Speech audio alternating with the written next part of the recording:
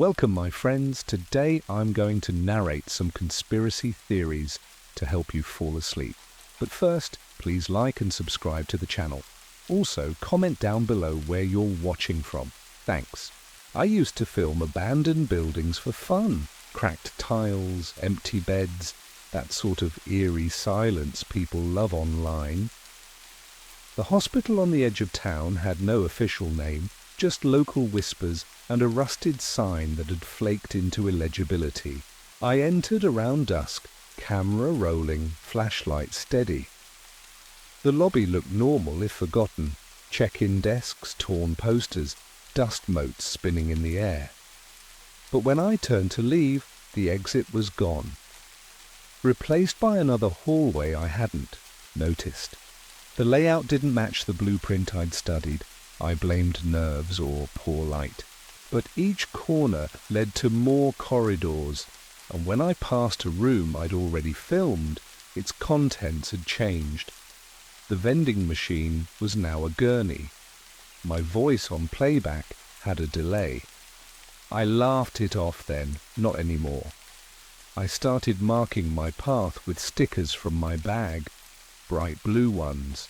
But each time I looped back, they were missing, or worse, rearranged into strange patterns like spirals or foreign letters.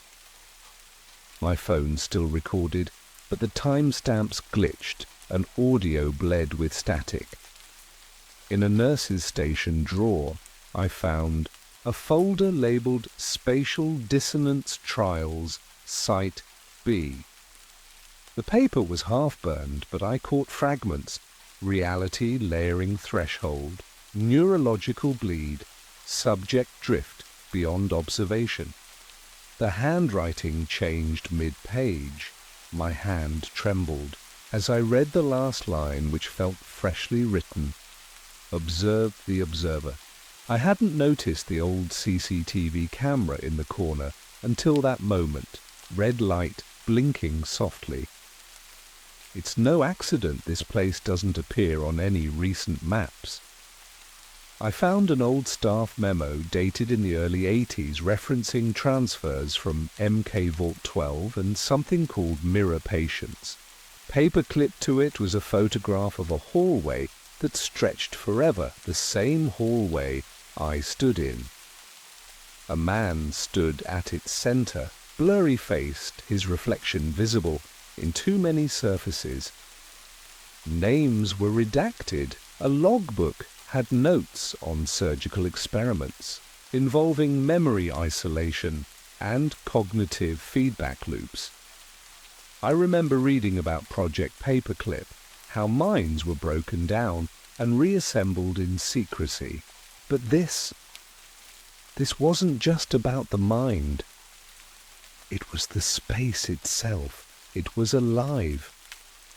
And it wanted me to learn something I couldn't unknow. I heard something through the walls, whispers layered over a low mechanical hum. I followed it down, 3 flights until I reached a room labeled simply Intake. Inside, dozens of CRT monitors buzzed, all displaying different angles of the same hallway, my hallway.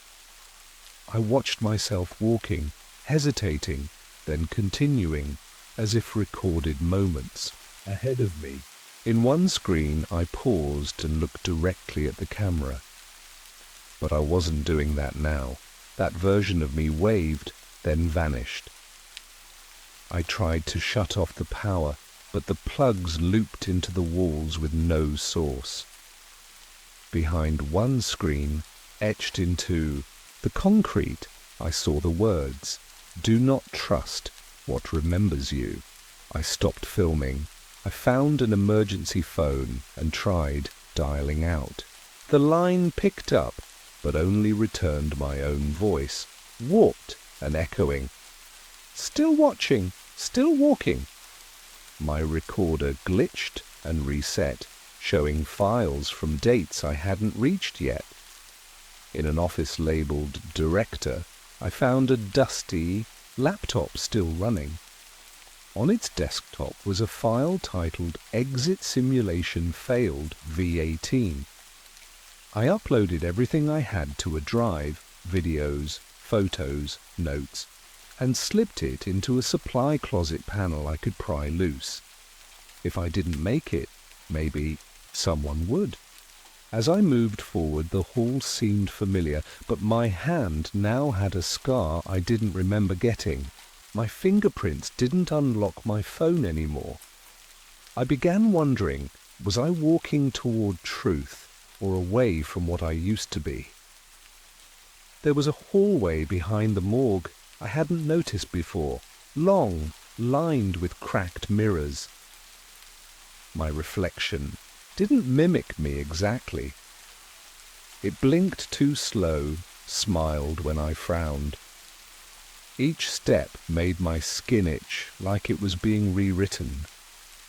My memories scattered, my brother's name, the face of my mother, gone. In their place, sterile corridors, codes, fragmented recordings of people whispering, "Welcome back, observer." I collapsed against the wall, sobbing without knowing why. There was no breakthrough, just the realization that the building didn't keep me trapped. It was remaking me so I'd stop trying to escape. I walked again anyway. My legs still moved, but I couldn't feel the floor. Maybe I'd already stopped existing as myself. I don't know when I stopped looking for the exit. The hospital is quiet now. I recognize some rooms, but not from here. Maybe dreams, maybe implanted. There are other voices sometimes, faint behind the walls. Explorers like me, I think. Or earlier versions of myself. I found a room labeled Integration Complete, inside a mirror. My face isn't wrong, it's just not mine. I still narrate into the void sometimes, unsure if the camera's even real. The halls shift when I close my eyes. I leave messages in vents now, scratched in rust and breath. Maybe one will reach you, but if you're reading this or hearing this, you're already inside. The halls remember more than people ever will, and they never forget what becomes part of them. I've worked this land since I was 17, a stretch of wheat and sky out where phone signals forget to reach. Routine has a way of keeping a man sane, tilling, sowing, watching the weather. But it started with the stars, oddly enough. One night, as I checked the field fences under a clear sky, the constellations looked wrong. Orion's belt out of place, the North Star flickering. I told myself it was just fatigue, but the next night the sky changed again. Then the power blinked.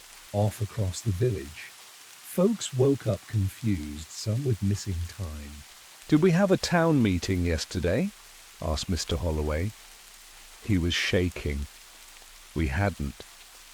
But I remembered something strange, a sound like static wind, and my cows all standing silently, necks craned skyward. I didn't sleep that night. I started jotting things down, times of the blackouts, names of those who'd had memory gaps, positions of stars I swore were moving. The patterns didn't make sense until I found an old observatory logbook in my grandfather's tool shed. The pages ended abruptly in 1981, same year he vanished. The final entry read, "They're drawing lines we were never meant to see." I began noticing things others missed, flickers in security cam footage, shapes above the cornfields caught in reflections. Even our old shortwave radio caught whispers, phrases that repeated only at midnight. Harvest complete. Preparing phase 2. The signals seemed to pulse in rhythm with the lights overhead. No one believed me, but their memories, hell, even mine, kept slipping, like whole days were just air. The deeper I dug, the more the lines blurred. Records from nearby towns were altered. I broke into the county archive, hoping for crop records, but found transcripts marked USAF PSY OPES, Experimental Cohort B. There were references to post-hypnotic cues, rural field testing, and something called emotive yield. MK Ultra was scratched out, replaced by something handwritten, celestial indexing. I saw names of my neighbors listed under terms like memory cluster integrity and emotional density variance. It wasn't about the crops, it never was. This land, it was seeded with people, planted, measured. I played back a corrupted drive from the old schoolhouse basement. The files were glitching, but the audio worked. Static, then voices. Subject field state retained, it said. Processing timeline 97% complete. Then a long silence, a hum that felt alive. Then my voice, faint, stammering. I remember, but I don't remember what I've lost. A mirror on the wall flickered, showing my barn, but from above. My hands shook. I wasn't watching. It lived. It was recorded. I hadn't been home in days. And yet there I was, walking into a beam of light, head tilted, utterly calm. I tried to upload the footage. Systems failed. The modem fried mid-transfer. A message blinked once. Memory, checksum incomplete. No one answered my calls. Sheriff Darnell vanished the next day. His voicemail played a single tone on loop. I sat in silence and thought, maybe the truth doesn't matter once it's gone. Maybe what they're stealing isn't just time, but meaning, our emotions, our essence, processed and catalogued. My neighbour's daughter forgot her own wedding day. She smiled like nothing had ever happened. I started to envy that smile. I found one last logbook. My own handwriting, dated weeks ahead. It detailed things I hadn't lived yet, entries about isolation, resignation, a final act. It ended with coordinates. I followed them that night, hiking into the hills. No gear, no phone. Just the stars above, shifting once again. A low vibration filled the air. I remembered the way my mother used to hum when I had night terrors. The same frequency. I knelt in the dark, eyes wide, and whispered, I see you. For the first time they answered, not in words, but in feeling, regret, pity, hunger. I returned to my house and everything was the same, but hollow. Furniture untouched, dishes dry in the sink, mail unopened. But something was missing. Not Objects, not people. something beneath it all, like the thread holding the memory of home, had been quietly pulled free. I write this with the last of what feels like mine, though even these words slide loose as I type them. I leave this page open, not to warn, but to witness. If you're reading this, don't trust what you feel. It may already belong to something else. I've been working maintenance shifts for the city subway for years, graveyard hours mostly, just me and the low hum of fluorescent lights echoing off cracked tile.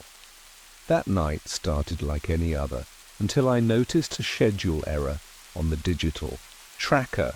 A non-existent line G had a maintenance alert blinking. I followed the alert down a rusted stairwell past an old signage plaque half buried in soot. There was no line G, not anymore. But the alert pulsed steadily on my handheld unit, like a beacon in a sea of silence. I chalked it up to a glitch, but something about the stairwell's air felt wrong. Too still, like the tunnel itself had been sealed not by accident but on purpose. I left it for the night, but I couldn't stop thinking about it. The alert stayed there, every shift. Same coordinates, same time, like it was waiting. I returned the next night with a keycard I wasn't technically allowed to have, swiped from an old supervisor who had vanished in Douarnenez. The rusted service door resisted, but opened with a hiss that bled into the dark. Beyond it, I found a corridor swallowed by dust and decay. Emergency lights flickered like dying stars overhead, leading to a substation with no name, just a faded plaque marked N01. Old computers hummed quietly, though they weren't connected to any grid I knew. There were reels of audio, boxes of punched cards, and one black monitor that flickered with static. I found a tape recorder and played the first reel. A woman's voice whispered, "Test Group 7 experiencing partial separation. Emotional dampening is successful." Her voice shook like she knew she wasn't alone in the room. I suddenly felt the same. The station wasn't just forgotten, it was erased. I found filing cabinets with government seals, most documents redacted to blank pages. The few that survived mentioned programs I'd heard about only in rumor. MK Ultras. Phase 3, Paperclip Extension South, something called Neuro Extract. There were photographs too. Children with blank stares, people wired into metal chairs, eyes taped open. Surveillance footage showed the tunnels at night, people walking past the same wall repeatedly, like they didn't know they were looping. A file labeled S9 echoing subjects had my shift schedule.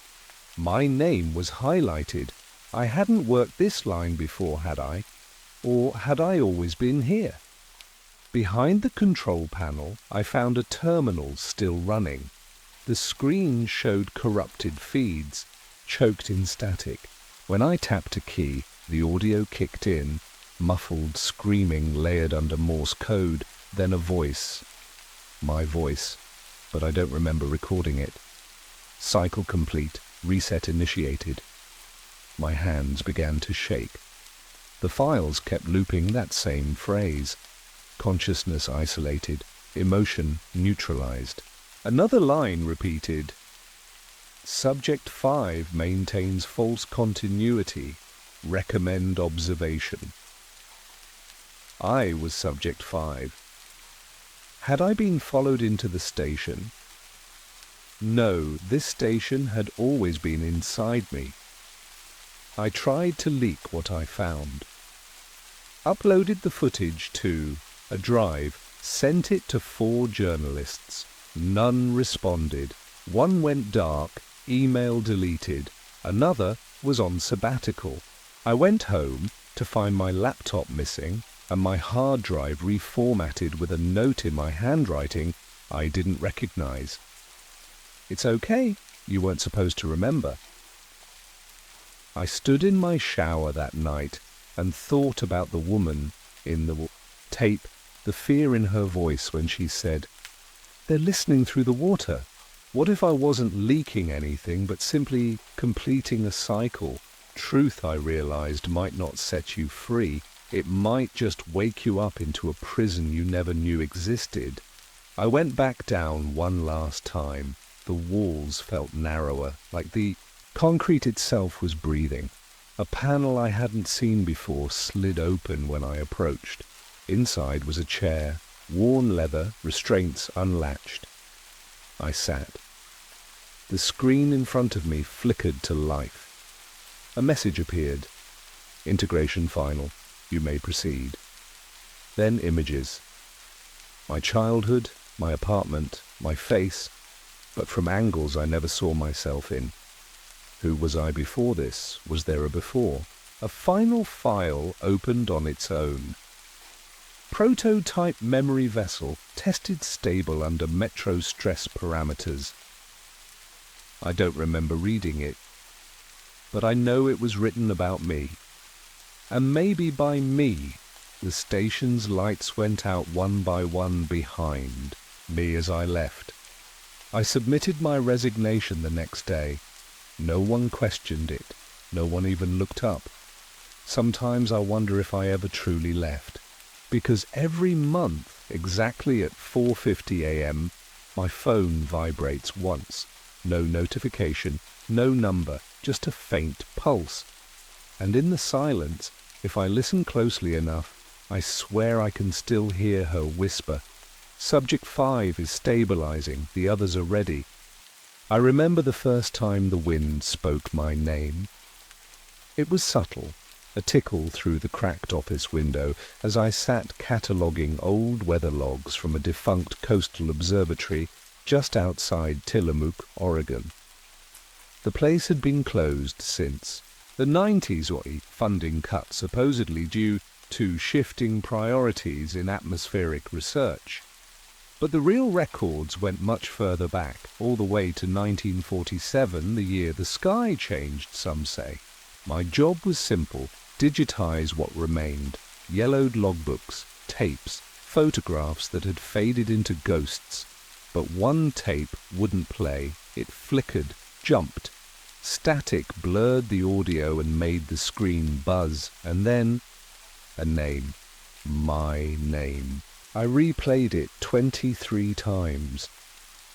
The voice wasn't mine, but it felt like me. That's when I found the first red folder, misfiled under a fake call sign. Inside, hand-drawn maps of global wind currents intersecting with Cold War listening stations, strange altitudes marked with words like echo retention field and voice loops. There were newspaper clippings too, all about hikers, vanishing in places known for high gusts, strange drone sounds over the sea. Even a boy who swore the wind whispered his dead sister's lullaby during a power outage. That's when it stopped being a routine job. I contacted the meteorologist who signed off on many of the tapes, Dr. Kay Nandor. Her email bounced. The number went to a line that played nothing but humming static. Then the dreams started. Always. The same place. A white plain of endless windmills turning too slowly. And something walking between them. Tall, faceless, cloaked in wires that hummed like breath. I started digging into old NOAA satellite archives. Their public database said the Tillamook Observatory was never officially built, but a private contractor named Viacor had logged 38,000 hours of classified audio sampling in that exact location. Buried in a 1978 quarterly memo, I found a phrase, "Windborne archival anomalies increasing in frequency. Memory is not confined to organic tissue." It didn't make sense, but it kept appearing. In UN archives, in old Soviet psychological experiments, even in an unclassified CERN test on acoustic resonance.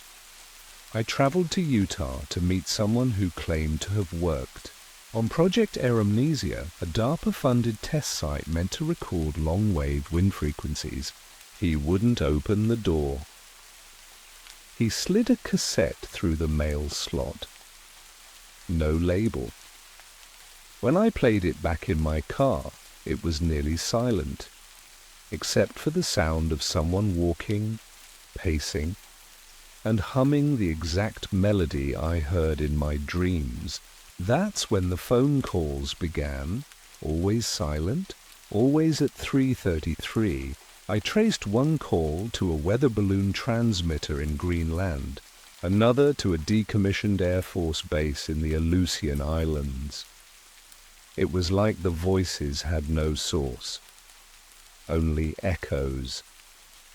The deeper I dug, the more I lost. My cloud drives wiped. My apartment broken into. No theft, just things shifted. The pages of my journal rearranged. One photo on my fridge, the one of me at age 9 with my grandfather, replaced by a version where my face was blurred and the wind chimes behind us were spinning the wrong way. I tried to warn people to leak what I found, but no one believed me. One day, I uploaded a redacted file to a secure server and watched it delete itself mid-transfer. A single message appeared. Your breath is not yours anymore. That night, someone knocked on my door. Not loud, just enough to make the wind chime ring once, unnaturally low. No one was there. But taped to the door was a scrap of paper, soaked from the mist. They ride the winds that carry memory. They are listening now. I fled. For weeks I moved, through rural towns, staying offline. But the signals followed. Radios crackled when I passed. Public announcement systems in train stations repeated fragments from those tapes. A stranger on a bench looked up and said, "You're the one who asked about Aeolus." You shouldn't have. I asked what they meant, but they just turned and walked into a gust that seemed to swallow them. Then I found the last message, handwritten, in my own journal in a shaky, unfamiliar version of my handwriting. What we call wind is the planet remembering itself. I don't know how it got there. I never wrote it. And yet somehow I believe it. I've stopped trying to explain any of this. I keep to myself now. I stay off the grid. But still, late at night, that same number flickers onto my screen. Just once. Every month. At 3:33. It started like most of my days do, quiet coffee, a flickering laptop screen, and the gentle hum of an old ceiling fan. I was reviewing old case files for a memory loss research study I'd been helping digitize, mostly for some mid-tier university grant. They were boring, half-completed evaluations, endless spreadsheets. But then one name kept appearing, Subject 43. It was stamped in black on 3 different cases from 3 different cities across 15 years, different doctors, different formats, all citing identical memory loss triggers. And what caught my eye, a strange note under post-episode visions. White room, no doors, no corners, no time. I thought it was a copy-paste error. But the files weren't digital, these were scanned paper records. And in the audio notes attached to one of them, barely audible under the static, someone whispered, "It's not a room, it's a reset." That night, I couldn't sleep. I drove 2 hours to the records facility in Crestview, some forgotten place the university used for old medical archives. They didn't even ask for ID, just handed me a guest badge and waved me toward the back. The air inside was dry and heavy, the kind of silence that feels like pressure in your ears. Row after row of unlabeled boxes, but I found a rusted cabinet with primacy phase 1976-1989 etched into the drawer.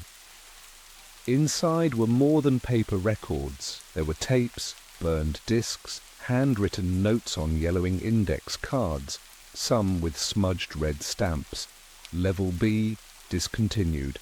One envelope, sealed in wax, held only a Polaroid of a man lying on the floor of what looked like a blinding white cube. His mouth was open mid-scream, but there were no shadows, no seams, no visible light source, On the back, someone had scribbled, "Do not activate," twice. I started cross-referencing the program names I found: Primacy Phase, Uro Memory Loop, Mirror Lake Protocol. Most turned up nothing, but one, Mirror Lake, led me to an old Cold War initiative. Buried under Project Bluebird, it was designed to simulate post-trauma processing states through staged environments. But the funding trail didn't end there. Shell accounts funneled resources through front groups, daycare centers, rehab clinics, retirement homes. The participants, mostly people with unexplained memory blanks, were unknowingly part of a larger resonance map. And then I found something even stranger.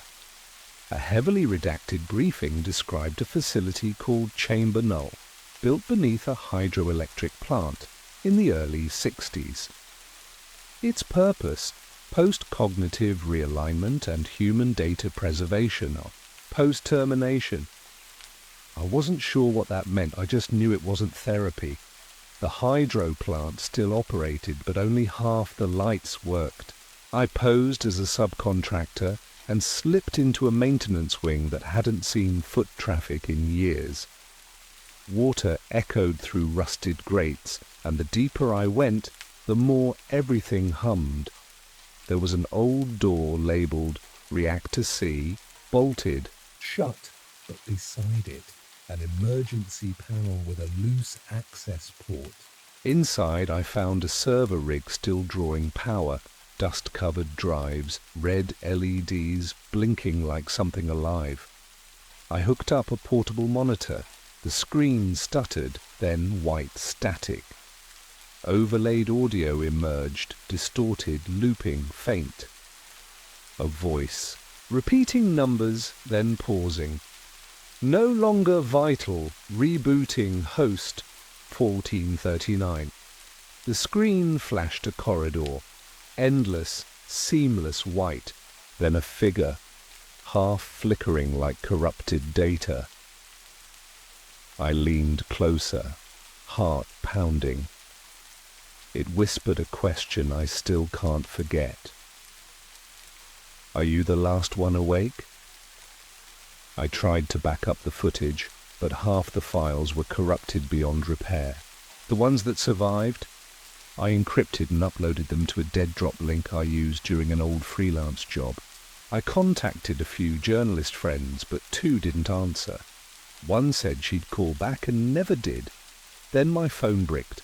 My landlord told me someone had come by asking about me. No name, just a badge he couldn't remember the agency of. That night, I powered down everything. Just sat in the dark, holding a flash drive, wondering if the truth even mattered anymore. I kept hearing that voice from the static. No longer vital. What if we're not people to them, just echoes, running a process in the background like background tabs on some forgotten machine. I broke into my own storage unit to retrieve an old analog recorder. Figured if digital was compromised, I needed something real. But inside, someone had already been through my things. The tapes were gone. Only one file folder left behind, its contents reorganized, tagged in someone else's handwriting. There was a diagram inside, sketched in pen. It wasn't of a room, it was of a neural network shaped like a cube, each corner labeled with initials I didn't recognize. At the center, a hollow square marked Root 1439, unstable. My ID number from the research grant. It wasn't a project I was studying, it was a system I was already part of. I wasn't documenting anomalies. I was a reboot candidate, and maybe this wasn't the first time. I've stopped trying to fight it. Every 33 days, like clockwork, I wake up disoriented, with white noise ringing in my ears and a flicker of that place behind my eyelids. The white static room. No walls. No exit, no memories, just endless white, buzzing faintly like an old TV that refuses to die. I don't know how many times I've been rebooted. I don't even know if the voice I hear now, soft, detached, counting down from 10, is outside of me or inside. But every time, just before I lose it again, I write one thing in pen on my wrist, hoping I'll read it next time. You were real once, don't forget. And still, late at night, that same number flickers onto my screen, just once, every month. 1439. It started on a Wednesday, unremarkable, unhurried. I was recording wildlife frequencies near the ridgeline, something I did each month for a local conservation study. The evening air buzzed with cicadas, but my equipment picked up something else, an artificial frequency pulsing in and out like a mechanical breath. I cross-checked the files, thinking it might be interference from nearby towers, but the signal was too clean, too rhythmic. At first, I told myself it was just static until I realized it had stopped the birds, everything. Silence bloomed outward from my camp, like a hush dropped over the earth. And then, in the stillness, just before the tape cut out, I heard something impossible. A voice inside the frequency, whispering a phrase I didn't understand, but somehow remembered. That night, I didn't sleep. The phrase echoed in my head, each repetition heavier than the last, until I stopped hearing it with my ears and started feeling it in my chest. I dug through old data logs the next day, thinking maybe the equipment had recorded something similar before. I found a match, not in my logs, but in a forgotten folder passed to me by a retired technician years ago. It was labelled Dust Events, 1985-1991. Inside were static-filled recordings from field sensors, but embedded in each was that same strange pulse.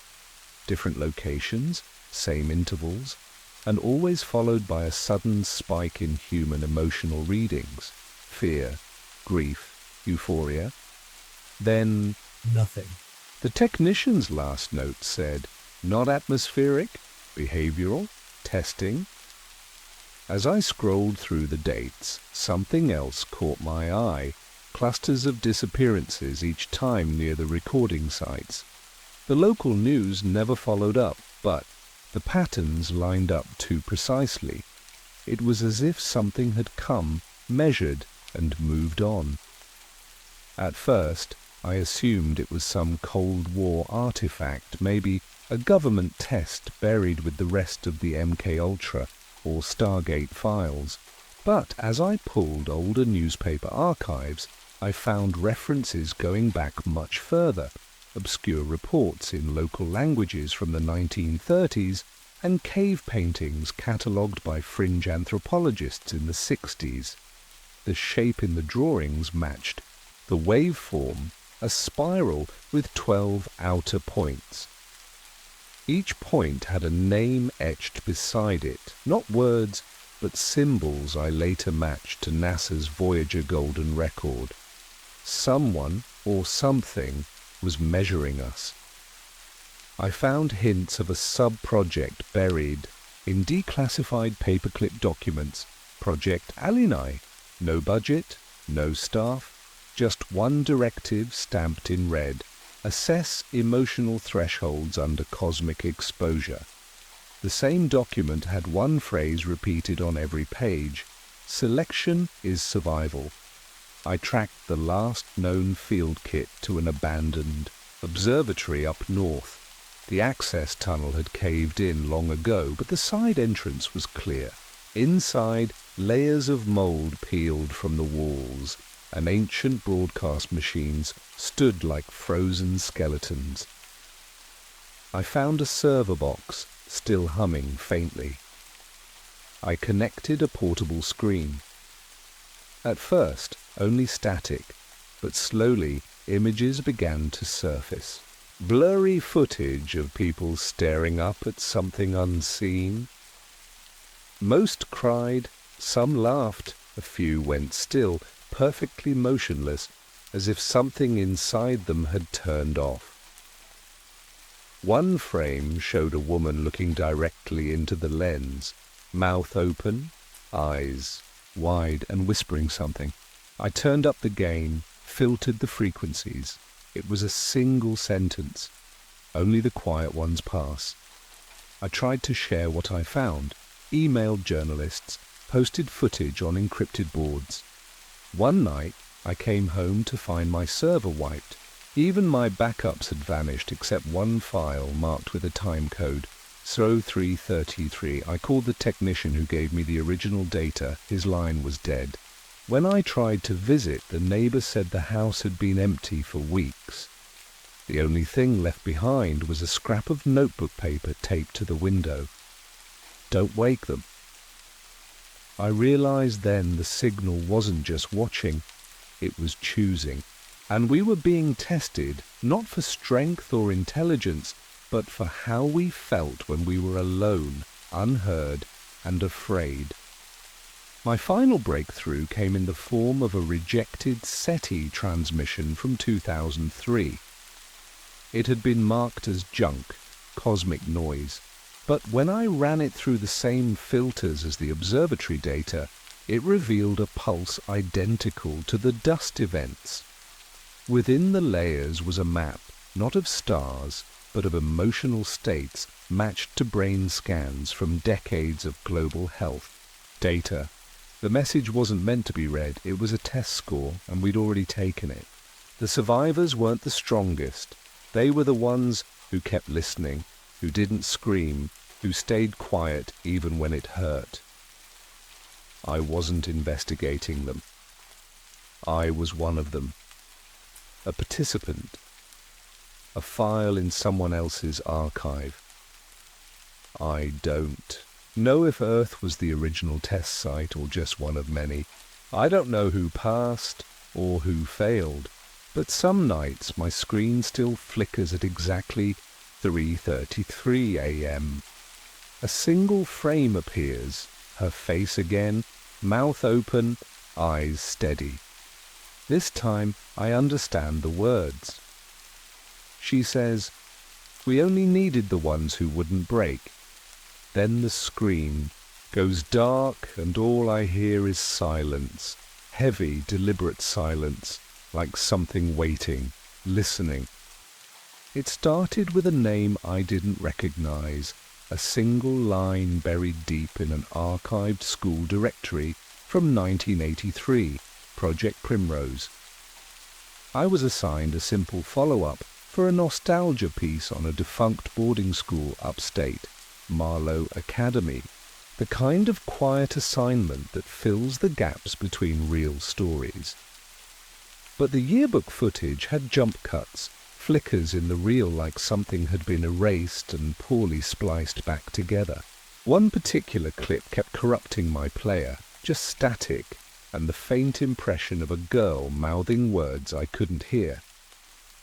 I bookmarked it for later, chalked it up to old tape degradation. But that night, I couldn't sleep. Her blurred face kept replaying in my head like she was trying to say my name. I went back through the school's storage records.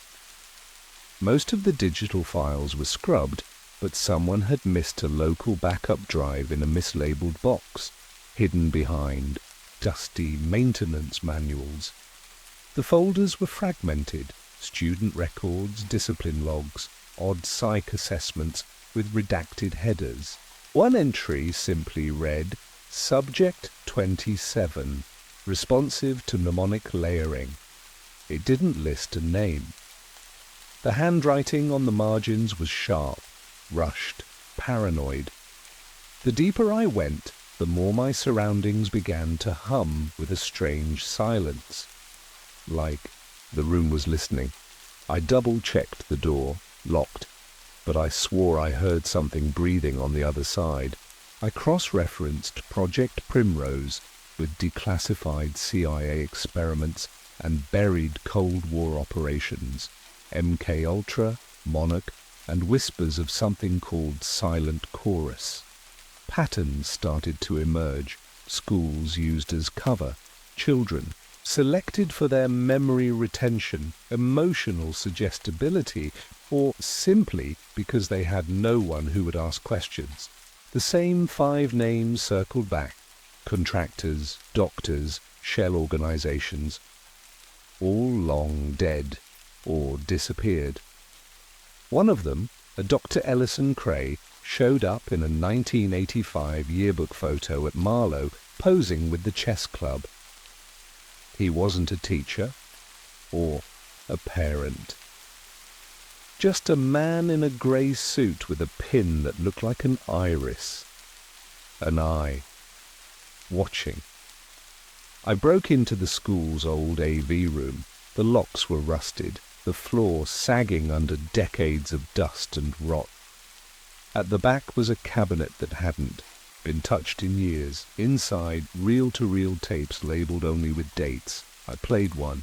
A child's voice counting, then silence, then a second voice overlaying commands in a flat, metronomic tone. When the time comes, you will know. The tape squealed, then warped into layers of static. But beneath the distortion was something worse, my own voice, younger, reciting coordinates. My hands trembled. I didn't remember saying it, but I knew it was me. I uploaded fragments of the files to an encrypted drive, ready to send it to a trusted editor. But he didn't respond. His phone went to voicemail. A neighbor later said he'd stepped out, but left all his lights on. I tried again, new outlets, smaller ones. Every message bounced or failed to send. My browser history was blank. My router blinked a solid red. In the reflection of the dark screen, I saw something behind me, but when I turned, there was nothing. I remember thinking, what if truth doesn't set you free? What if truth is just a trigger? I found the last file in a backup mirror server hosted in Romania. It was audio only. A trigger sequence, followed by a phrase. Operation Re-entry. All assets return. My ears rang as it played. My hands went cold. I knew the coordinates, I knew the building, I knew what door to enter. That girl from the tape. I remembered her now. Her name was Lila. We played together in that underground rec room, long before I ever picked up a camera. I wasn't the journalist uncovering the sleeper program. I was the program. I had just been waiting. I deleted everything, or I think I did. Sometimes I wake up on the floor with mud on my shoes and no memory of leaving. I no longer use phones. I unplug everything before I sleep. But still, once a month at exactly 3:33 a.m., my laptop powers on by itself. No sound, just a blinking cursor and one line of text. Subject 27, ready for next cycle. I try to shut it down, but sometimes I don't. Sometimes I just watch. They say memory begins with sound, our first cries, the rhythmic breathing of someone close, the soft murmurs in a dark room. And maybe that's why I noticed when sound began to unravel. Not all at once, but subtly, like water slipping through. unseen cracks. A news anchor repeating a sentence twice without realizing. A song on the radio with a chorus that changed slightly each time it played. A stranger waving at me, calling me by a name that stirred nothing inside. These were small slips, forgettable in isolation, but together they formed something unnatural. I began recording broadcasts, logging every glitch, compiling frequencies that only existed in the liminal space between channels. That's where I first heard the tone, low, subharmonic, more felt than heard, like something brushing the edge of a thought you couldn't hold.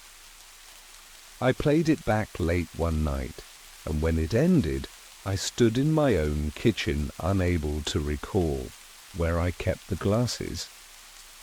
The next morning, my voicemail contained a message I hadn't recorded, my own voice whispering fragmented sentences, disconnected thoughts, words that made no grammatical sense, but still felt familiar. I stopped trusting my memories. Friends spoke of people I couldn't place. Familiar streets looked rearranged. Even my handwriting shifted, looping letters I'd never written that way before. Searching for answers led me into government archives, buried audio labs, decommissioned towers sealed with rusted locks and hand-scratched warnings. I found references to something called Mirror Ear, an experimental audio encoding protocol supposedly capable of bypassing conscious thought and altering long-term memory. The reports were inconsistent, redacted, half-burned, but they all described one shared symptom: the progressive loss of personal identity. Not in trauma, not in madness, just silence. The frequencies weren't human transmissions, they weren't messages, they were corrections, attempts by something older and vastly more intelligent to smooth out cognitive disruptions. Not just memory erasure, but pattern recalibration. One researcher had scribbled a note beside a melted reel of tape. We're not forgetting, we're being overwritten. That same reel emitted a continuous tone when I played it, a pitchless, pulsing rhythm that made my teeth ache and my vision blur. The longer I listened, the more my timeline fractured. I found entries in my journals written in languages I never studied. My photos lost their people, leaving behind scenery I couldn't place. At night, I'd wake up facing the wrong direction in my own bed. I'd dream of static replacing faces, of voices stretching into hollow chords, of a child's voice, counting backward from numbers that didn't end. I wasn't alone. Entire forums vanished, their users forgotten mid-thread. An online archivist who helped me compile signal logs suddenly stopped replying. Her account still active, but wiped clean.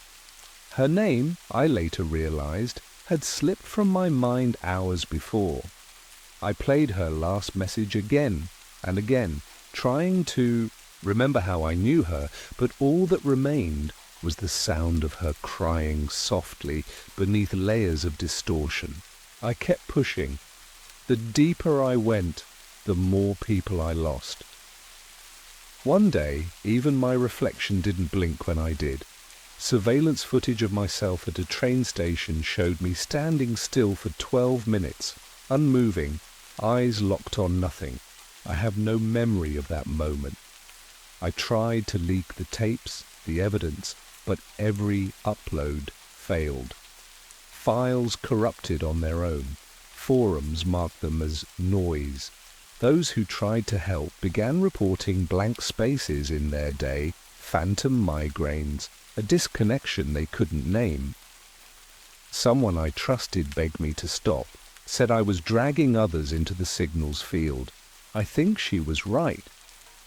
Now the signal's always there, sometimes in the hum of streetlights, other times in the gaps between a clock's ticks. I feel it not in my ears but in my bones. A persistent reminder that the mechanism is still active. I remember less each day.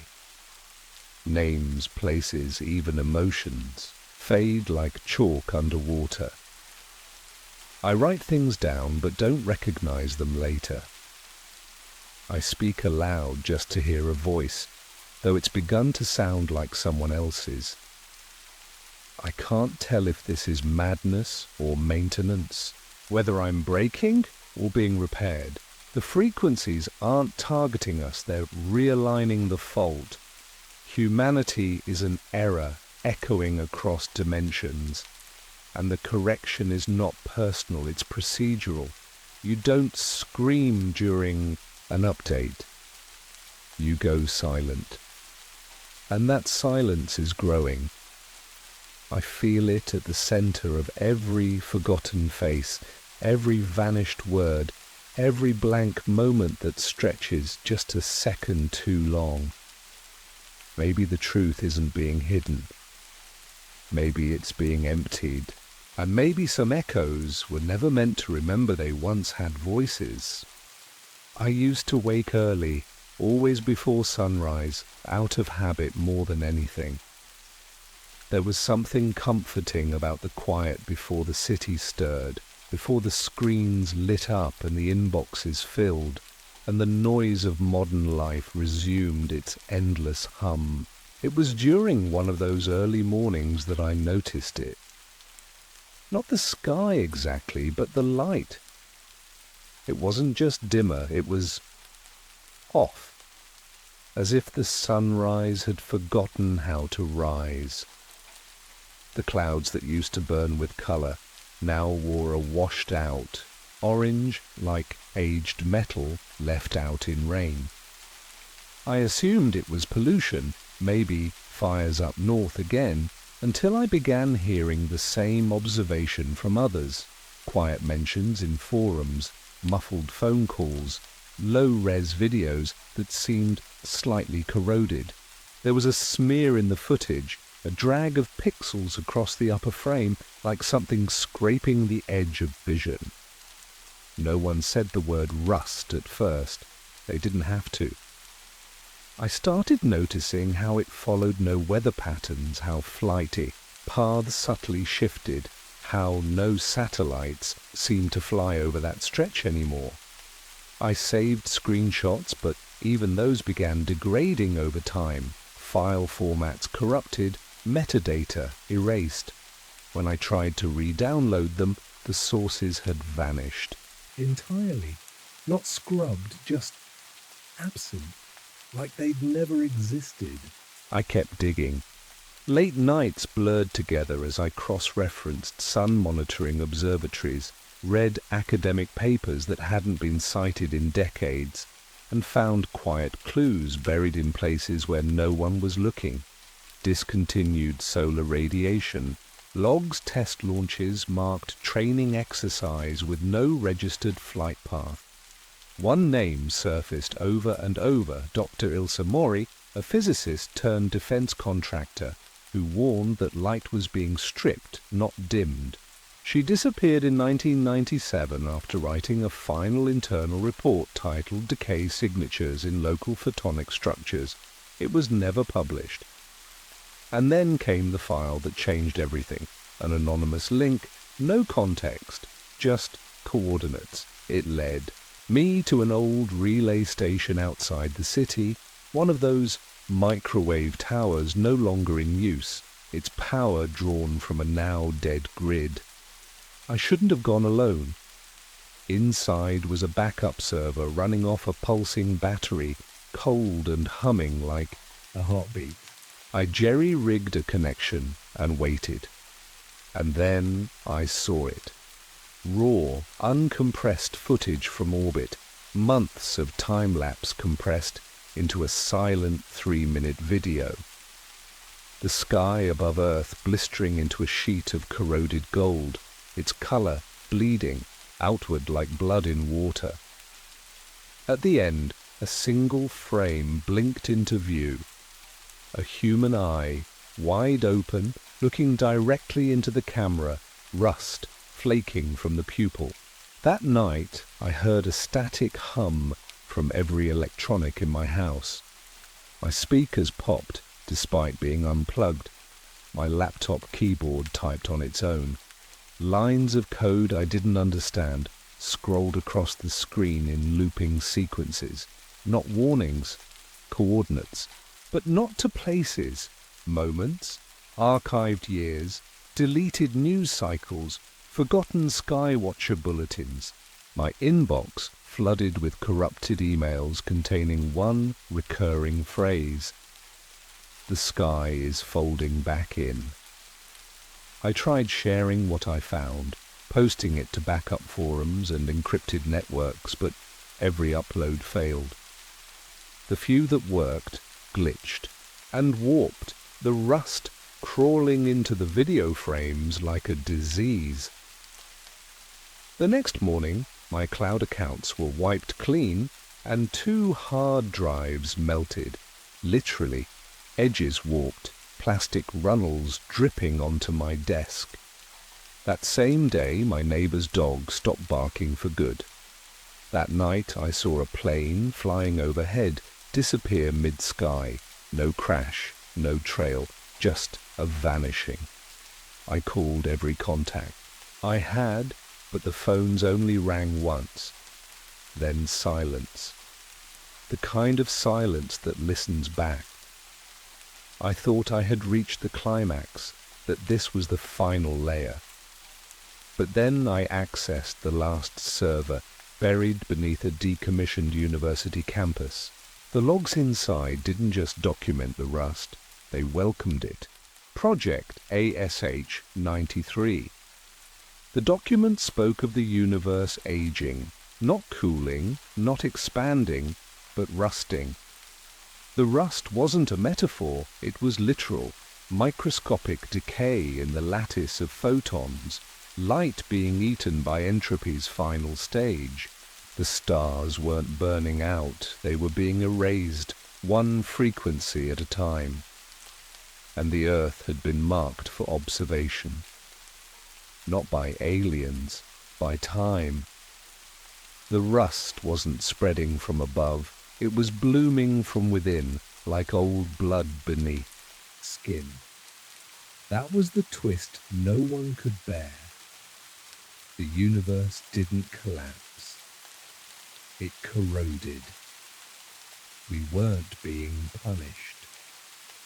We were being remembered, then slowly forgotten. I stood in the open field again, behind my house, where it all began.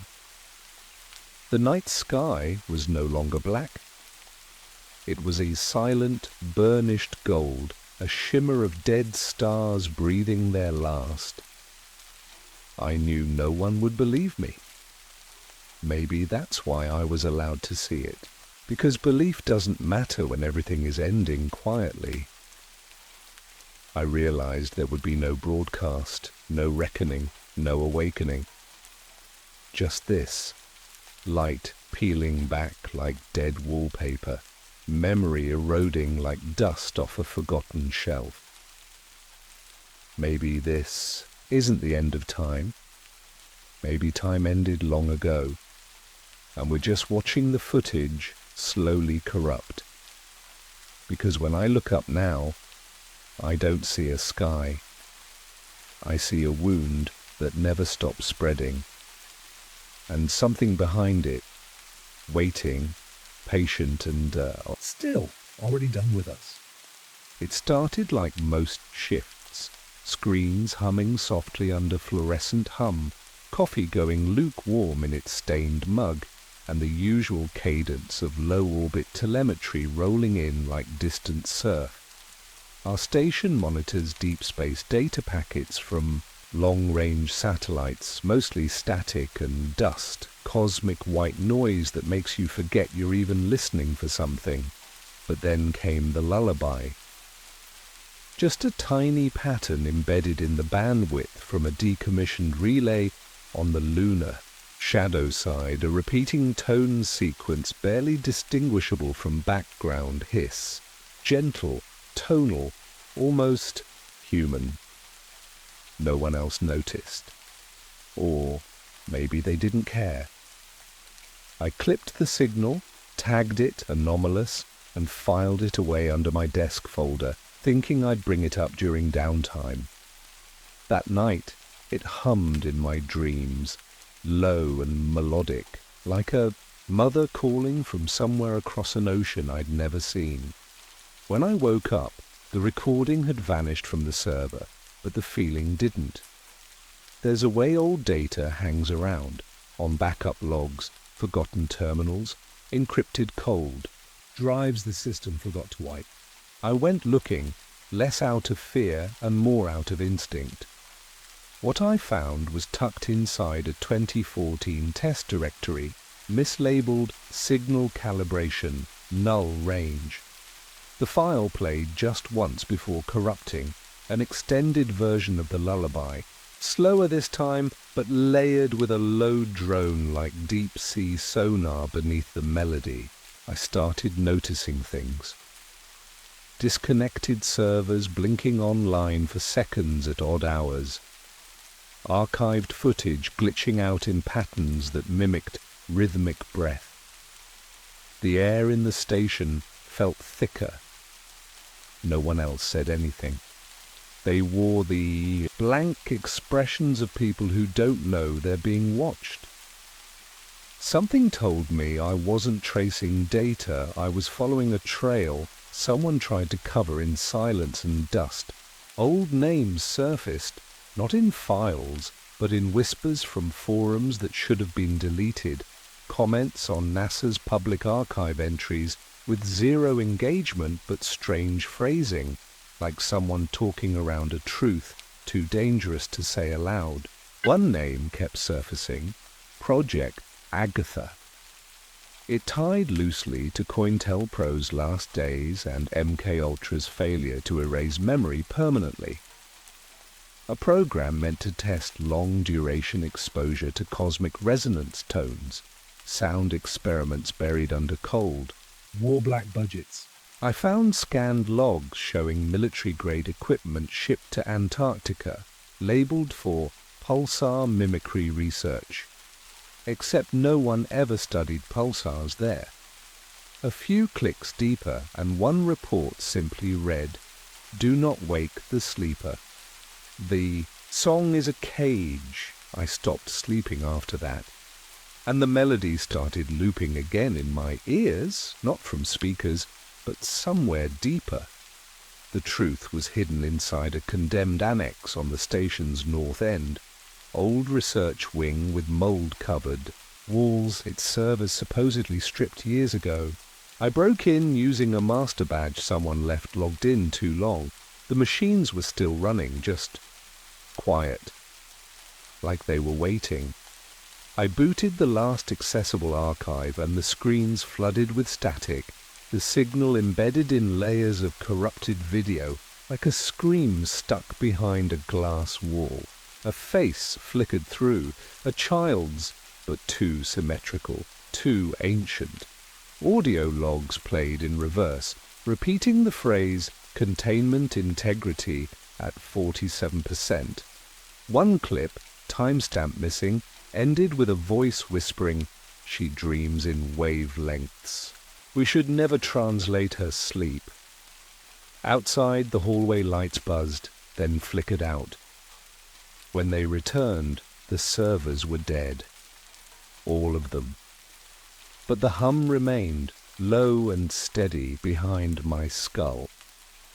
I tried to upload the logs, pass them, to a contact I trusted, only the system froze at 13%, then wiped itself entirely.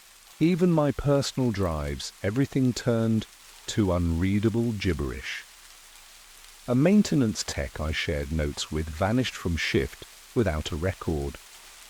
HR said he transferred, but no one remembered signing off. The deeper I tried to dig, the more reality bent away. Conversations I thought I had, people denied ever happening. Audio would glitch mid-playback, injecting new phrases into old recordings. I considered giving up, but the question burned through everything. What if the signal wasn't just information, but influence? What if that lullaby was never meant to be heard at all? I stared at the last note I'd managed to keep, just a scribbled phrase I didn't remember writing. Truth doesn't need believers. It needs silence. I drove to an off-grid relay outpost, the only place left with analog systems immune to digital overwrite. It was there I played the signal one last time, feeding it into an old waveform oscilloscope. The result didn't Make sense. Structured peaks too complex for nature, but too organic for machines. In the hum, I heard breathing. Not mine. Not human. I saw flashes, images in my head I'd never lived, skyless cities, oceans that pulse with light, beings wrapped in time like silk. Then a voice, not heard, but placed gently in the mind like a memory, saying, "We sleep to protect you, do." not sing us awake. I left the outpost that night, no files in hand, no data recovered, but I carried something worse, understanding. They shut down my clearance a week later, no confrontation, no explanation, just quiet removal. Since then, I felt something watching, not hostile, not kind, just aware. Sometimes I hear the lullaby again, faint, like it's playing through the bones of the earth. Maybe it's still broadcasting, maybe it never stopped. I've come to believe the signal wasn't a mistake, it was a test. Not of technology, but restraint. Curiosity is the first step. Transmission is the second. The third, we should never reach. There are things in this universe that must not be translated, that drift between stars, not because they're searching, but because they're caged. And sometimes, in our reach for truth, we forget that silence is the only thing holding the dark together. I never used to think twice about the sky. Out here in Hollow Glen, where the nights are clear, and the air smells of wet pine and dirt, the stars hang heavy, too perfect to question. My job at the school is simple. Night security, minimal contact, routine hours, a job for the quiet.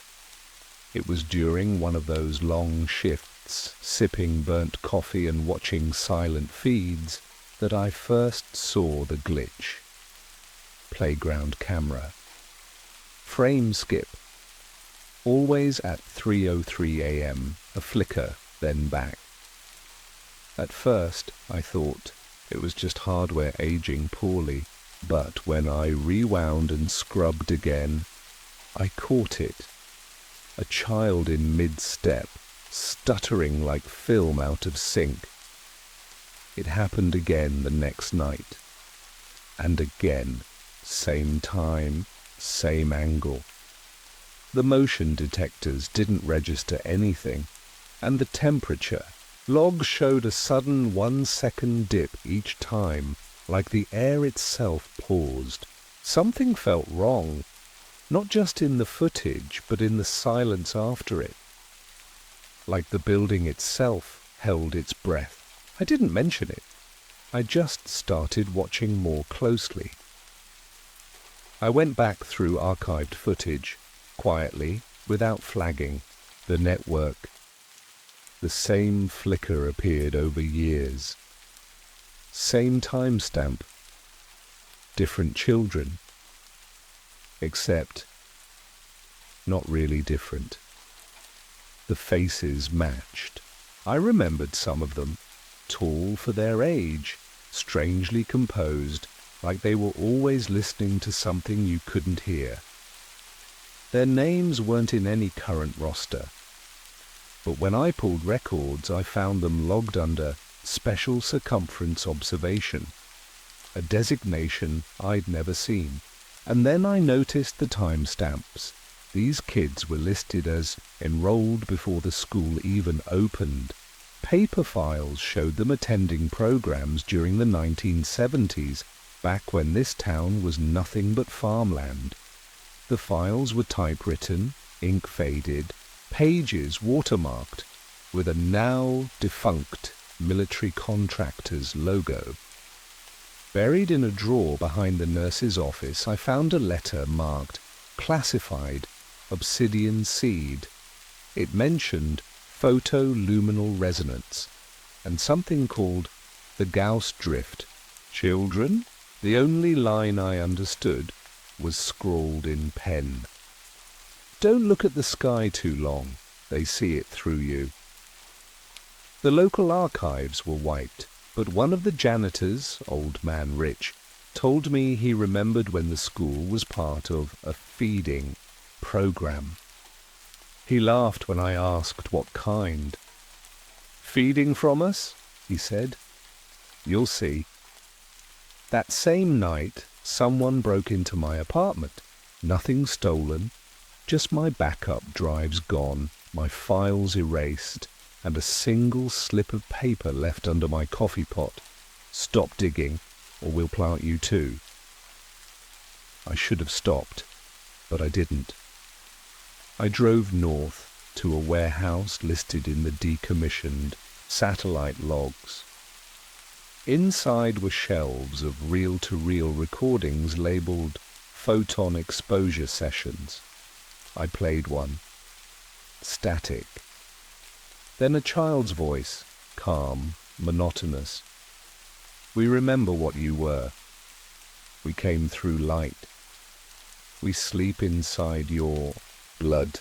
Then the footage, rows of children under massive artificial skylights, motionless, eyes wide open, pupils glowing white-blue. It wasn't surveillance, it was a broadcast. I realized then those weren't students, they were seeds. I went to leak it. I uploaded the clips, sent them to every journalist I could find, but every email bounced. My connection slowed to a crawl. The lights in my apartment buzzed and dimmed, even though the power meter showed nothing unusual. I started hearing things. Short bursts of music at 3:33 a.m., whispers in the vents, dreams that didn't feel like mine. People I knew started avoiding me. My boss claimed I'd been let go weeks ago, though I was still on the payroll. When I checked my ID badge, the photo wasn't mine, just a blank outline with the words "System Clearance Expired." And the worst part? The kids kept showing up outside my window at the gas station, reflected in mirrors. Silent. Watching. My last move was to drive to the district office, demand answers. But it wasn't there. The building had been razed, the lot paved over with fresh concrete. No sign it ever existed. That night I parked near the school and waited. At 3:33 a.m., the stars seemed to pulse, synchronized like a countdown. The earth beneath me felt charged. I turned on my dash cam. Across the field, children began walking single file out from the tree line. They looked up, and something looked back. The sky shimmered, not like light, but like a membrane rippling. One child stopped inches from my car, placed a hand on the hood, and smiled, not kindly, but knowingly. My radio turned on by itself, voice whispering, "The activation is not a mistake. You are the carrier." I left the town the next day, or I tried, but every road loops back now, every map resets, and I no longer appear in government databases. The only thing I have left is this story, and even it feels like a memory someone else gave me.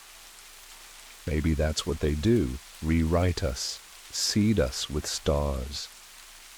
Every child who stands too long beneath a clear sky might not be dreaming. They might be remembering.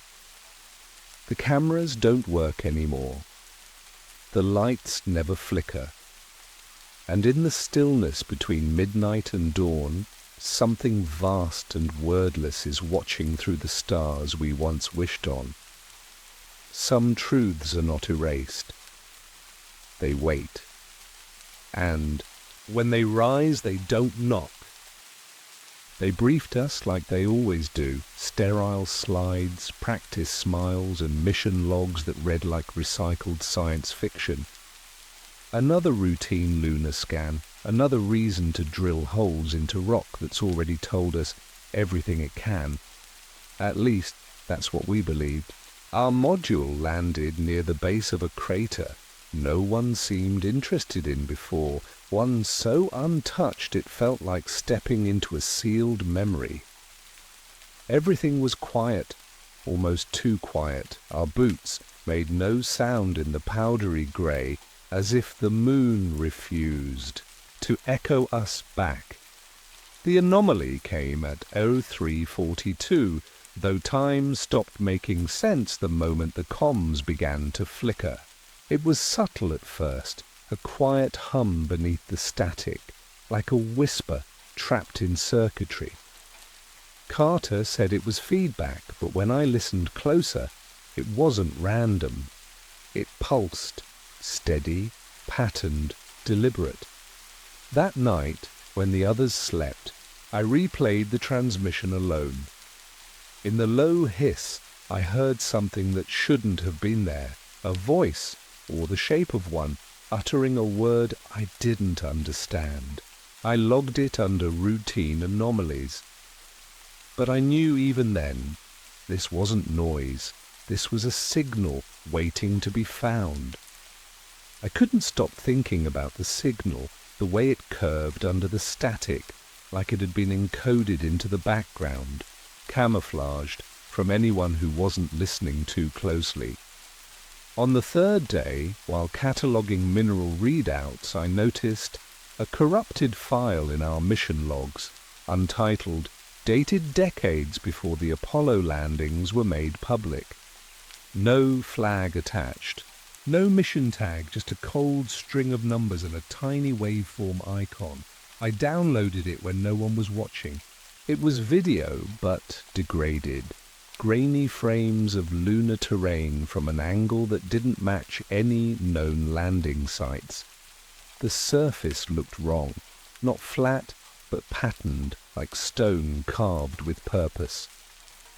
I slowed the footage, cleaned it frame by frame, and there it was, etched into the cliffside, barely visible beneath dust layers. A symbol.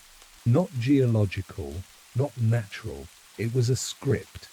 And I'd seen it before in a classified archive buried under old NASA folders listed as photographic pareidolia, irrelevant. I began pulling older transmissions, spliced data, forgotten telemetry. Something had been here before us. Someone had been here before us. Each discovery made me feel smaller, like I was walking through someone else's dream and waking them up with each step. I didn't tell Carter, not yet. I wasn't ready to admit I believed it either. The deeper I dug, the less I trusted what I knew. I used backdoor queries through the module's onboard archive, chasing links not meant to exist, searching tags that weren't in our version of the system. That's when I found it. Project Eclipse. Not a mission, not officially, just a string of cross-referenced metadata. MK Ultra, Paperclip, Echo 9. What did Cold War mind control projects have to do with lunar cartography? The answer was in a redacted document buried behind a corrupt cache in a decommissioned lunar mapping module, declassified but mislabeled, probably on purpose. It spoke of cognitive resonance anomalies observed in astronauts exposed to prolonged lunar surface contact, hallucinations, language retention spikes, unexplainable memory insertion. They'd known something was wrong since the 60s. One folder mentioned primary contact zones, coordinates that matched the symbol I'd found. And then silence. No follow-ups, just missing persons reports and early retirement memos. I brought it up to Carter, vaguely. He shut me down fast, too fast. "Stop chasing ghosts," he said, without looking up. But I'd seen his tablet earlier. He was looking at the same file. I started watching the cameras on our own module, and that night, at 02:11, someone deleted all outbound data logs. I hadn't told a soul about what I found, which means someone was already listening. The noise returned that night, no longer a whisper, but a layering of tones, like voices caught in overlapping loops. They came through the comms even when we weren't broadcasting. I traced the source to our backup data core, one tucked beneath the life support racks. Standard redundancy, they said. But its logs weren't standard. They predated our launch by years, maybe decades. Inside, I found fragments, old video, files mislabeled as engineering logs. One showed a figure walking across a cave floor beneath the surface, suit unmarked, lighting distorted.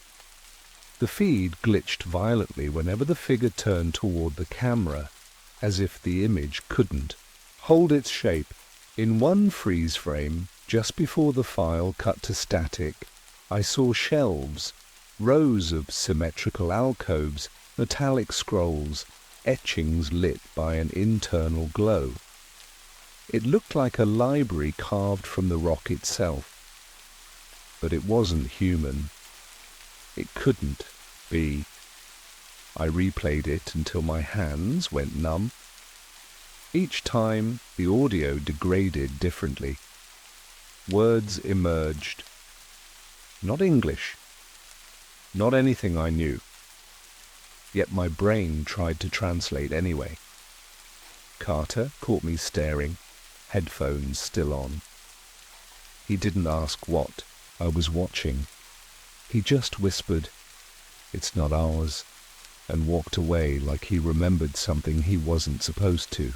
Since then, the cameras in the lower module don't turn off, even when the switch says they're disabled. I don't know who they're watching anymore. I knew I couldn't keep it to myself any longer. I began compiling the footage, transcripts, everything, piecing it into a signal packet meant to bypass the mission uplink and piggyback on an old maintenance ping back to Earth. The message was simple. We weren't first. We were never first. But every time I neared completion, something failed. Batteries drained too fast, drives mysteriously wiped, my encryption keys revoked in real time. I stopped trusting the interface. I started writing things down by hand. Then Carter disappeared. I woke up and he was gone. Suit missing. Airlock sealed from the inside. The module said he was still on board, that no breach occurred, but the hallway outside his quarters felt colder than vacuum. I checked the storage feed and found a 5-second clip added to my secret project folder, just static, and then his voice whispering one word. Remember.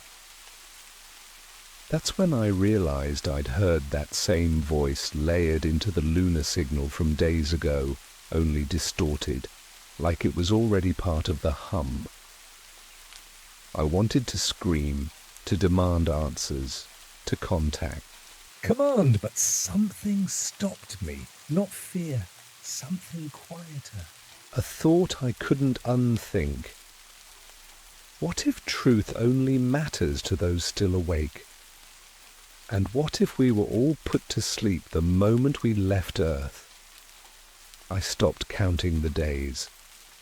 Time bent inside the module, nights felt looped, days bled into each, other like smeared ink. I kept finding things moved just slightly out of place, tools shifted, data pads unlocked, old meals warm again. At first, I thought it was fatigue. but now I believe the module was remembering without me. Carter's voice still played in fragments through the static, layered behind comms we never recorded, repeating things I never said, but somehow recognized.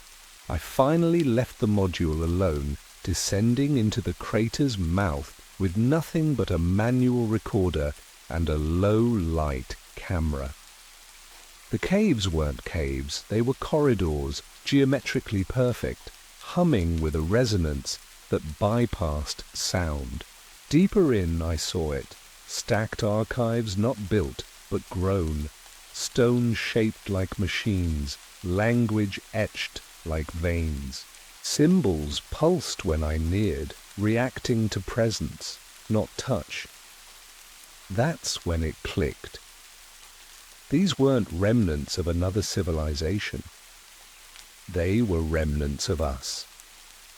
This was a return, a memory palace sealed in stone.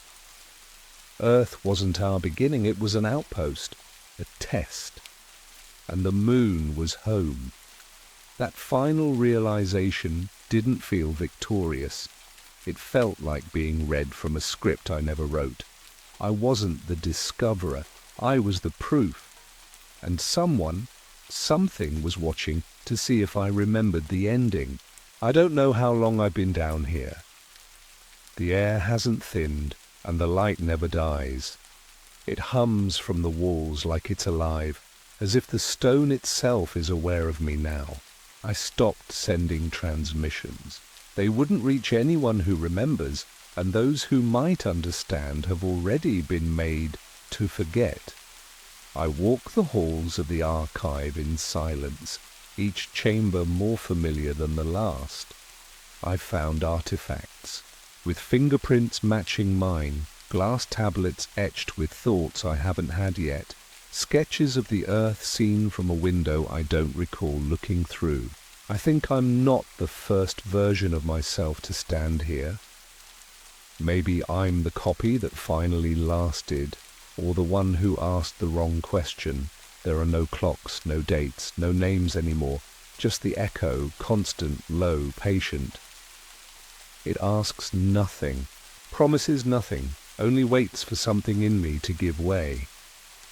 I used to think the truth would feel like light breaking through a sealed door, but this feels more like being buried inside a thought too vast to finish. I don't know if I'll ever leave. I don't know if I was ever meant to. Some libraries aren't built to share what they hold. They're built to keep you quiet inside them. It started as a low murmur in the air, nothing more than a background presence, like the distant hum of power lines or a far-off generator. Most folks in our town barely noticed it, or blamed it on tinnitus, stress, or the weather changing. I first heard it at the diner during a quiet Tuesday shift, when the coffee machine went silent and the lights flickered for just a moment. That's when the sound sank in, not loud, just constant, like the earth itself was breathing through a cracked speaker. At first, it didn't bother me, but over the next few days, I noticed changes. People were sleeping less, talking slower, staring at nothing for longer than normal.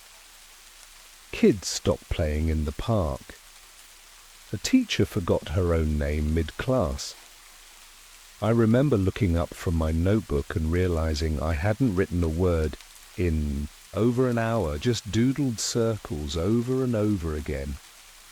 That night, I lay in bed with the hum in my ears and a weight behind my eyes, like something was trying to tune me to a different frequency.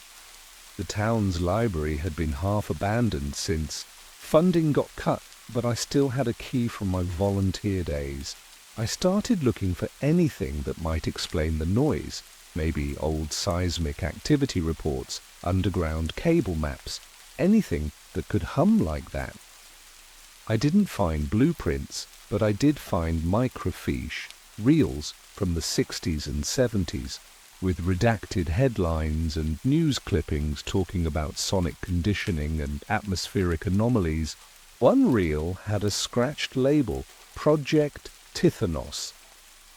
No article, just images, black and white photos of towns that looked eerily like ours.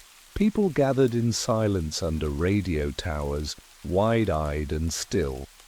Behind the reference desk, wedged behind, a loose panel, I found a maintenance folder labeled Civic Upgrades, Phase 1. It listed shipments received under defense contracts. The delivery descriptions were vague. Frequency dampeners, resonance anchors. I kept reading, even as the humming grew louder with every page I turned. I dug deeper, piecing together old council records, scanned memos, even bits of intercepted emails left in public computers. There was a pattern. Every few decades, the hum started again in different locations, always small towns, always rural. Names popped up that didn't belong in our archives: DARPA, Monarch, Gladio. One document outlined a 1978 behavioral mapping study using non-invasive subsonic stimuli. Another referenced Operation Grey Wake, a collaborative program between NASA, the DoD, and something just called the Custodial Branch. I even found a transcript of a town hall meeting where an entire neighborhood had reportedly begun moving. As one, their routines synced like clockwork until a blackout forced evacuation. All that was left of them were redacted names, archived audio logs, and a note scribbled in the margins.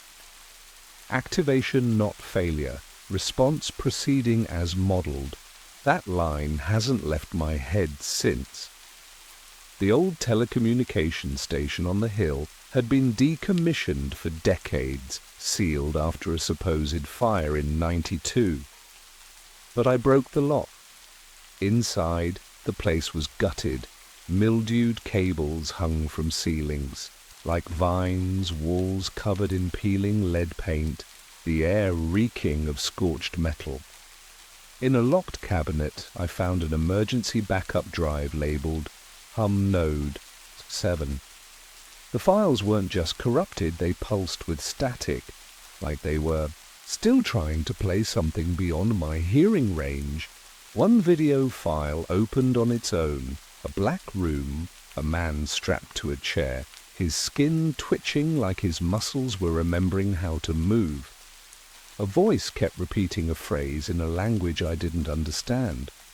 Then the image distorted, the screen cracked into white lines, and for a split second I saw a face. Mine, but older, hollow-eyed, mouth slightly open like it was hearing something I hadn't yet. That night, the hum didn't just grow louder, it spoke. I tried uploading what I found, videos, clippings, audio, but something always went wrong. Corrupted files, failed networks, computers crashing mid-transfer. I sent encrypted emails to old contacts, even mailed a hard drive to an independent journalist I once trusted. 3 days later, he vanished from every platform. No posts, no photos. Even archived snapshots were gone. I started seeing the same truck parked outside my house, night after night. My neighbors stopped answering their doors. A technician came by to check my internet, but never left a work order or badge. I began to wonder if I'd already been compromised, if sharing the truth only made me more of a transmitter. In the mirror, my eyes no longer looked right. My voice had a vibration I couldn't control. Maybe this was the point all along. Maybe truth only matters to those still awake. It all came together in one last buried file, a recording labeled Initial Seeding. A woman's voice, clinical but shaking. explained how fragments of an alien genome had been implanted into early humans, silent for millennia, waiting for a signal. The hum wasn't an attack, it was a key. It didn't come from above, but from beneath, from something buried deep in the rock, pulsing upward through fault lines and bloodstreams. Those who heard it weren't being changed, they were being remembered. I saw footage of people collapsing in the streets, then rising, synchronized like puppets cut from the same cloth. My hands began to tremble, but not from fear. Something in me was resonating, harmonizing. I wasn't alone in the room anymore, and I wasn't myself either. The worst part wasn't discovering what the hum was. It was realizing I had been waiting for it. I left the town before the final wave hit. Or maybe I didn't. Sometimes I remember the road out. Sometimes I remember standing still in my kitchen, hearing the dishes hum in perfect pitch. I don't trust my memories anymore. Not because they've been taken, but because they've been replaced. People still search for the source, not knowing it's not out there. It's in us, buried like a second heartbeat, a broadcast frequency encoded into bone. I've stopped trying to warn anyone, not because I've given up, but because I think the signal wants to spread slowly, through whispers, through watchers like me. If you're hearing this now, maybe it's already too late. The silence between your thoughts isn't empty, it's listening back. I've hauled everything from fighter jet wings to classified telecom towers, but the job 2 weeks ago felt different from the second I signed the non-disclosure forms. No details, just a manifest marked oversized load, component G1. I picked it up from a remote depot east of Tonopah. Nothing on the GPS but scrubland and fencing. The load was sealed under a thick black shell like polished obsidian, with reinforced joints bolted shut. No noise, no movement. But when I stood near it, there was this strange distortion, like the air between me and the trailer bent slightly out of sync, just enough to feel like something was breathing through it. I wrote it off as heat shimmer until I checked the dash camera footage later that night. The frame stuttered when I parked, just a hiccup, but then I caught it, a single frame, maybe two, where something flickered across the rearview mirror. It looked like a shape, massive and angular, almost reptilian but mechanical, staring through the glass. The footage auto-corrupted after that, file unreadable. I watched it over and over until my laptop blue-screened. I didn't sleep, not because I was afraid of what I saw, but because part of me thought it saw me too. The next morning, I drove out early, trying to shake the creeping tension in my gut. I stopped for gas just outside Alamogordo, and the cashier handed me a folded slip of paper with my receipt. No words, just coordinates and a single line. G1 confirmed movement 3.6 Hz. I hadn't told anyone about the job, not even dispatch. When I punched the coordinates into my tablet, they pointed to a decommissioned radar station buried deep in white sands. Old military turf, classified airspace. I found a broken signal booster in the glove box and hooked it up, just to see what I could pull, static mostly. Then, beneath the noise, a deep hum, rhythmic, pulsing, like a heartbeat at the edge of hearing. I traced it back to a low-band radio frequency, totally off-grid, looping a strange set of numbers. I jotted them down and kept driving, but that night, while parked outside a rest stop, my rig's lights flickered and my phone began playing back audio I never recorded, my own voice whispering the same numbers over and over in a tone I didn't recognize. I drove through the night toward the old radar station, expecting dust and ruin. But the gate wasn't chained, just standing slightly ajar like someone wanted me to walk in. Inside the main structure, buried under years of neglect and sand, I found a cold room with paper files still locked in steel drawers. Most were weathered junk, old communications logs, flight clearances, but one file was red-tabbed and laminated, labeled Goliath Protocol, revision 3.7. Inside, schematics too massive to fit any normal scale, topographic overlays of continents, with hexagonal grid patterns and transcripts from something called Session Echo Interface. One line stood out, blurred but legible. Goliath remains dormant until threshold breach. Humanity has not met viability. Below it, an old military seal had been scratched out with what looked like a claw. There were also photos, hundreds, of trucks like mine, all different models, all with similar cargo, all dated decades apart. Different drivers, same destination. None were marked delivered.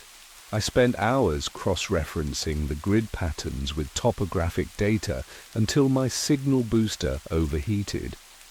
The laptop hissed and died, but not before one last burst of corrupted video flickered to life. Frames of an enormous black structure, rising from beneath a desert basin partially buried and humming. The footage dissolved into white static, but the audio kept running. I heard voices, some human, some not, overlapping, layered, broken, repeating fragments like return control, experiment failed, cleanse cycle. A frequency counter on the screen spiked, then a metallic voice cut through. You are not authorized to perceive. That same moment, every device in the room crashed, lights popped, and I felt this pressure, like my lungs didn't belong to me. The static didn't stop after I left. It echoed from my radio even when turned off, a whispering resonance in every speaker, like Goliath had latched onto the signal, or onto me. I tried to report it. Every number I called redirected me to dead ends or robotic operators. I uploaded the remaining files to a secure drop and emailed 3 journalists I trusted. 2 never replied. One responded once, just a blank email with a subject line, "Do not dig." The next day, my truck was gone. Not towed, gone. I woke up in a motel outside Las Cruces with the keys still in my pocket and the parking lot, completely empty. My ID badge no longer scanned at terminals. Even my bank account showed 0 movement for the last 5 days, though I had filled up twice and paid for a room. I sat on the edge of the bed and tried to recall if I had even spoken to anyone in person recently. My memory skipped, like chunks had been overwritten. I whispered the numbers again. This time they felt like mine. I returned to the last known site on foot, following the signal trail with borrowed equipment from a ham radio operator who didn't ask questions. The basin looked undisturbed, but beneath the ground, seismic readings were off the charts. I found a tunnel, part natural, part machined, lined with black walls that shimmered when I passed. Deeper in, I stood before something vast and silent, half buried beneath centuries of dust. Not a machine, not entirely. Its surface moved when I blinked, like it breathed between dimensions. I pressed my hand to the shell and a voice, not from outside but from within, said calmly, You carried me. I remember. My knees buckled. It didn't speak in words, but impressions, memories not my own. I saw Earth from above, watched humanity sprout like mold, and felt its disappointment. We were never creators, just caretakers who forgot. The voice faded, but its final impression lingered. This world was never yours to keep. I don't know what I am now. Just a man who drove too far into silence and came back with something that speaks through static. The files are gone, the maps, erased, but sometimes when I close my eyes, I still see the grid, still feel the pulse of Goliath under the soil. Maybe others are carrying pieces too, unknowingly assembling something older than our species. I've stopped trying to warn anyone. Warnings only matter when someone's listening. And truth? It's like a frequency. If you're not tuned to it, it just sounds like noise. There are machines beneath us that remember who owned this planet before we claimed it. And they're waking up, not with rage, but with quiet disappointment. The kind that doesn't scream, it waits. At the start of every station cycle, the routines felt almost comforting. Bioscans, sample inventories, electrolyte balances, all ticking along in silence under the soft hum of recycled air. We were stationed on Outpost Theta, deep beyond the Helios fringe, supposedly studying immune response to long-duration space exposure. But over time, there was something about the quiet that felt too symmetrical, like the silence itself had been engineered. One morning, while combing through archived comms during a routine sync check, I found an anomaly, an audio log from a researcher named Dr. Emmerich embedded in my queue. The problem was we had no one by that name on board. The voice was distorted, almost underwater, but I heard the words clearly. Batch 9 showing stable neuroflex response. Continue exposure protocol. Human compatibility. Promising. I flagged the file and ran a trace, but each attempt triggered static bursts and corrupted metadata, like the system was actively fighting me. Reyes, our systems lead, told me not to worry. Glitches happen this far out, he said, eyes too still, as if rehearsed. That night, the lights in the crew quarters dimmed and stayed low, flickering in a slow, arrhythmic pulse, like a second heartbeat trying to sync with ours. I didn't sleep. My curiosity bloomed into obsession. On the surface, our experiments were designed to accelerate cell repair using synthetic mycelium strains, but buried in the data logs were mutation patterns we were never briefed on.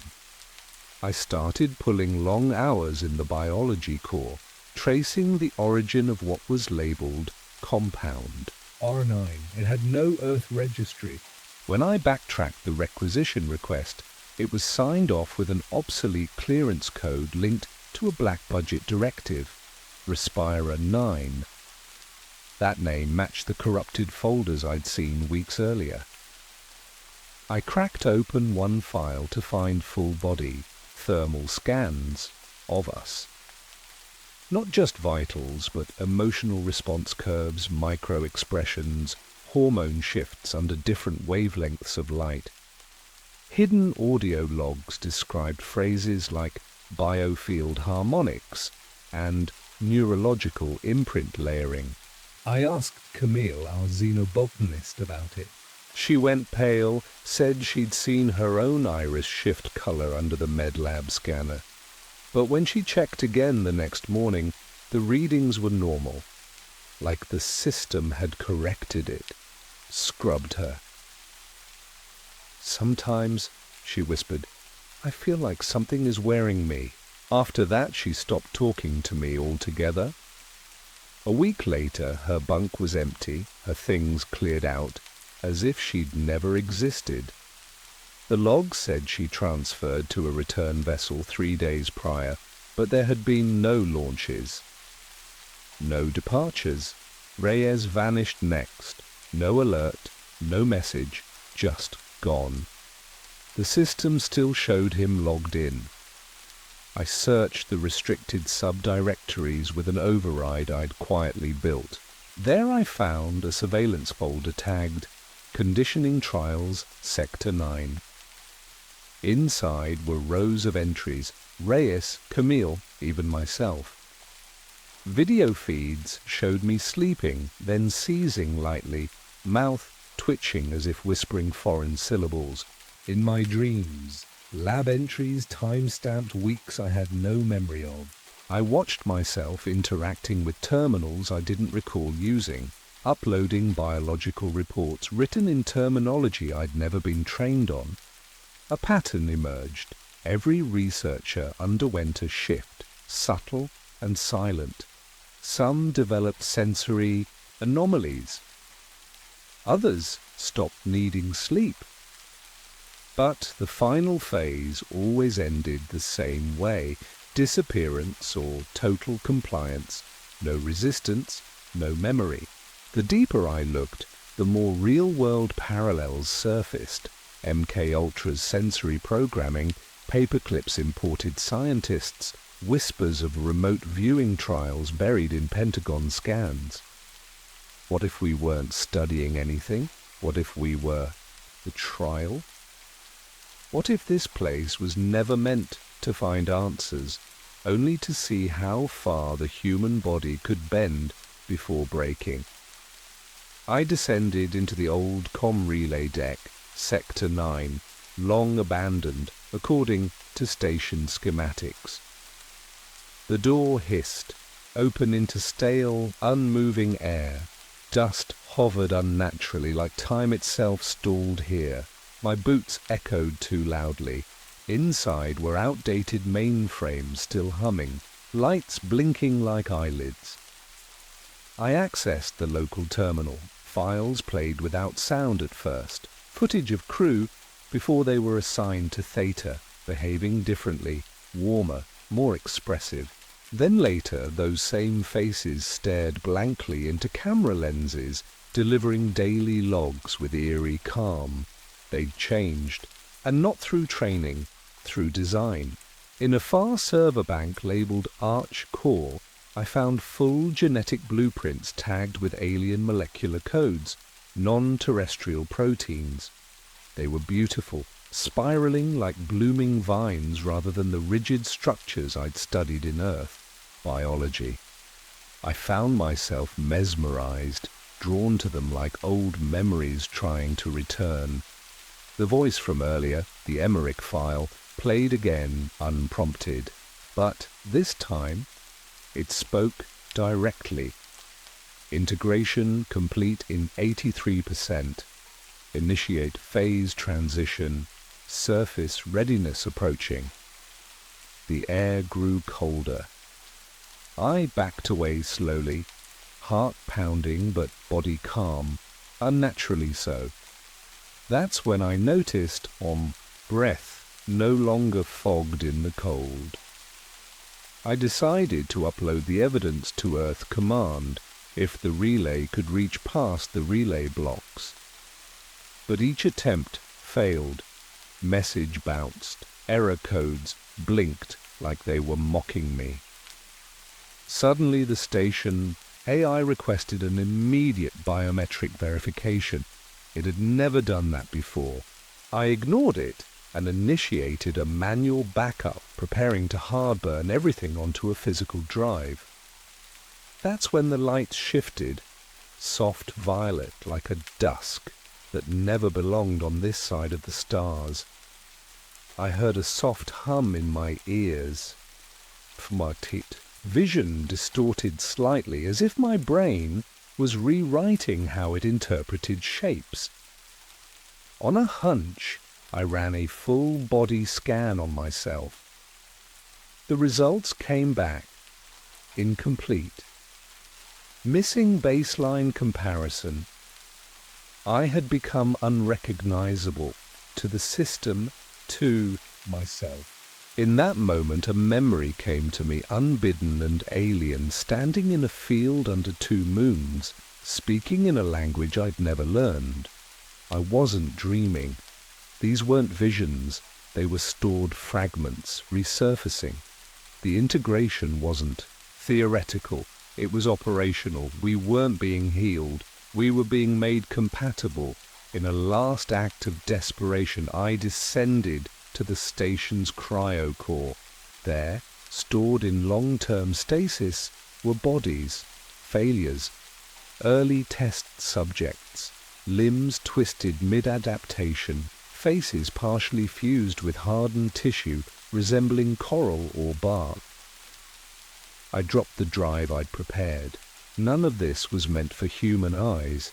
These weren't experiments in the scientific sense. They were sowings, prototypes, attempts to adapt Earth's dominant species to a new environmental protocol. Something was coming, and it wanted a world already primed to host it. I saw a final file flicker across the screen before power failed completely. Initiation vector, terrestrial biosphere. ETA, active, occupation probability, 97.6%. The station didn't need to send a signal home. It was the signal. Every breath we took had become part of it.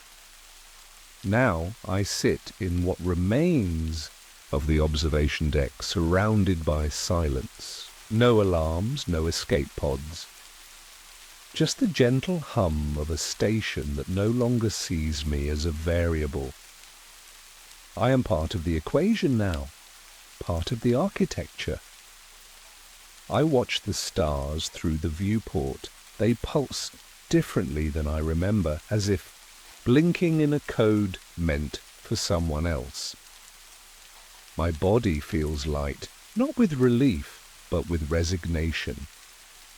I understand now that the transformation was not a failure of ethics. It was the plan. The cure we thought we were perfecting was never for disease. It was for resistance. The resistance to become what they needed us to be. Earth won't be invaded. It will welcome its new inhabitants with open arms, already adapted, already awaiting orders they won't recognize as foreign. And me, I will stay here, a seed among many, recording this final thought into a dying system that no longer listens.